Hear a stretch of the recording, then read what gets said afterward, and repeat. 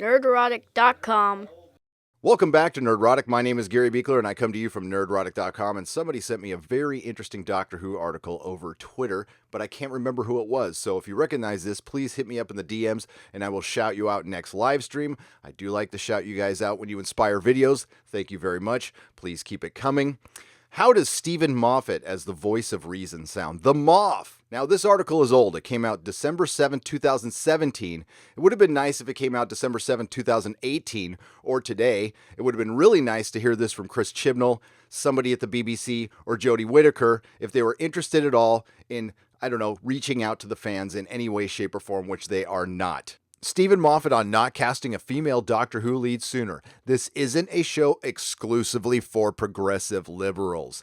This is also for people who voted Brexit. He couldn't be more right, and I cannot believe the villagers didn't break out their pitchforks and torches and chase him down right there on the spot. So credit to Stephen Moffat, somebody who I've been very critical of, who deserves it, who was partially responsible for this mess, for saying something like this, and he was trying to warn the BBC and the fan base what was to come. So I do appreciate him for that. I kind of have a new respect for him. We're going to get to this article. It's old, like I said. Now, I don't want to sound like I'm singling out any progressively liberal people. We have plenty of subscribers who are, and a good time is had by all. And guess what? They are finding out you can't choose your fan base. It doesn't exactly work like that. Now, this paragraph is just summing up that Stephen Moffat is leaving, and so is Peter Capaldi, and it kind of stings a little bit just to even talk about it. But there's a reason I'm going to read it. Long-serving Doctor Who showrunner Stephen Moffat is departing the series this Christmas as Peter Capaldi's Doctor transforms into the show's first female heroine, played by Jodie Whittaker. I think some of these people are on effing heroin. Then he goes into the casting of Capaldi. We could have replaced Matt Smith with a woman, given that his Doctor was more sexless and less of a lad, but then I got obsessed with seeing Peter in the TARDIS, he said. Pretty safe answer. But you could tell Stephen Moffat wanted no part of this decision, and I doubt Russell T Davies did either. But they suckered Chris Chibnall in, and boy is he regretting it. And we haven't heard any denials about him leaving after season 12, but it certainly looks like it, especially now that we're getting a year break after this successful season. He doesn't regret the decision, however, and said he was mindful of the Daily Mail readings viewers' concerns that the gender swap regeneration wouldn't be consistent with the character. This isn't a show exclusively for progressive liberals. This is also for people who voted Brexit. That's not me politically at all, but we have to keep everyone on board. Now that the dust has settled on season 11 and it's getting a little stale, is this series even important to anybody anymore? Or is it just completely forgettable? How good of a job did they do keeping everyone on board? Refreshing is a word I hear quite a bit from the entertainment media when referring to Jodie Whittaker as the Doctor. It is anything but. It is stale. It is tired. It is 3 years ago politics. It's basic, and that's all this is. It wasn't even a genuine move, and if it was, the fans would have responded much better. You wouldn't have alienated half your fan base if you had just treated this like Doctor Who. My politics haven't changed over the last 2 or 3 years, but Doctor Who's has. At times I do have sympathy for Jodie Whittaker, and then I remember she said stuff like this. What Chris wanted to do, particularly in the cast and in the story, is reflect the world we live in today. Very often, we're only seeing stories being told through the white male gaze. That's what Doctor Who always celebrated. The backlash is always the thing that gets focused on, but really, it's so small. And it's also, for a true fan, they know it's not warranted. Jodie Whittaker, who started drama school when she was 20, continues. The gender debate strikes a personal chord.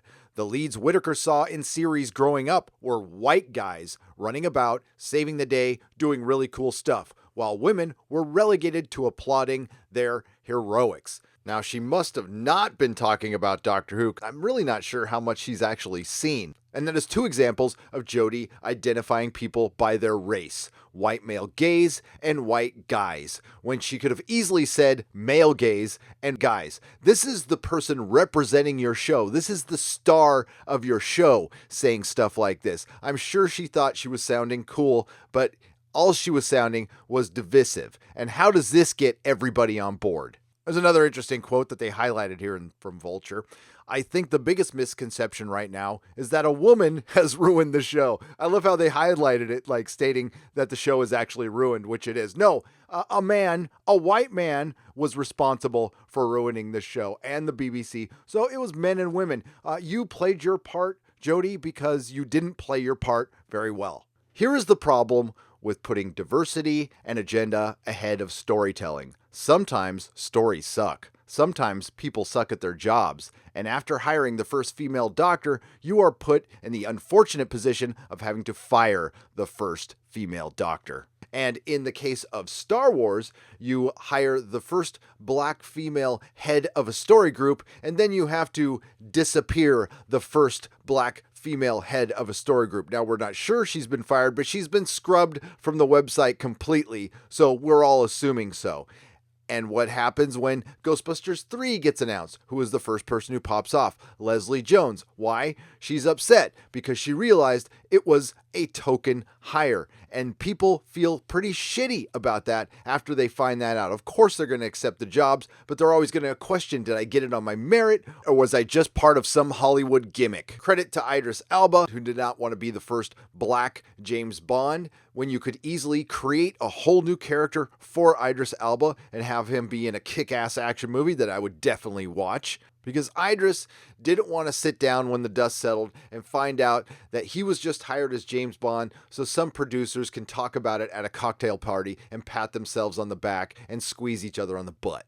A prime example of a gender swap character that actually worked was Starbuck, care.They from Battlestar Galactica, played by the great Katie Sackhoff. This was brought up in my live stream yesterday. Somebody asked in the chat if there would be a similar reaction today if they gender swapped Starbuck, and there was a similar reaction. There just wasn't YouTube or Twitter. People were pissed, but they eventually got one over with good writing. It also existed in an alternate timeline, which is another thing they could have done with Doctor Who. They could have ended the male series and started a female series in an alternate universe. And someday they could have run 2 series concurrent, but they didn't want to do that. Why? Because they deliberately wanted to replace the male character. It was a deliberate political decision. And if you're going to try to sell me it was a creative decision, well, maybe you did it when it was the absolute safest time to do it and basically at the tail end of a trend. And if you don't think this is a trend, do you remember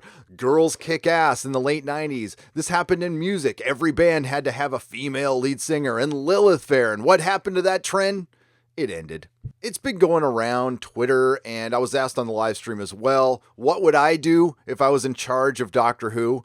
Oh, man. For one, I would start from scratch. I would go back to New Who and I would try to do something like this. First, bring back a male doctor.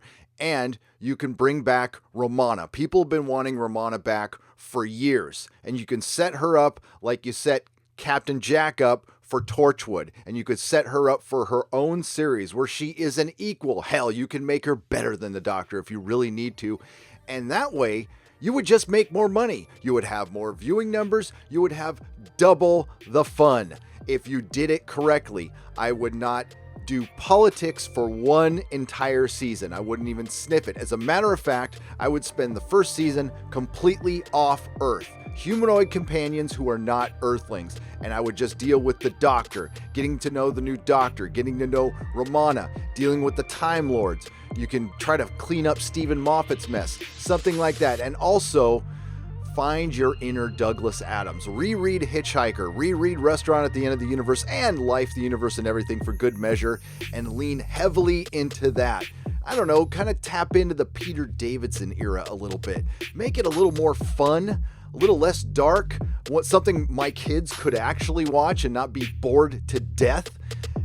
Maybe you can win back some fans then, but we know that's not going to happen because they have leaned heavily into dividing us as fans because they wanted to pick their fan base. They wanted to sell the show to a particular sect of people. Another thing I would do is instruct my actors and actresses and crews to not talk about politics at all in interviews. Pump the brakes, dial it back, and just remember you're a show that entertains people. You are not a cause. the star of your show singling out white guys and then disrespecting all the female actresses that came before her and the media as well. Things are more divisive than ever. There's a divide between fans and critics, between fans and the entertainment media, between fans of fandoms. We have way too much division. So to come out and purposely be more political in a time that's hyper-political and hyper-divisive and create more division is not what Doctor Who is about. nerderotic.com. Please subscribe.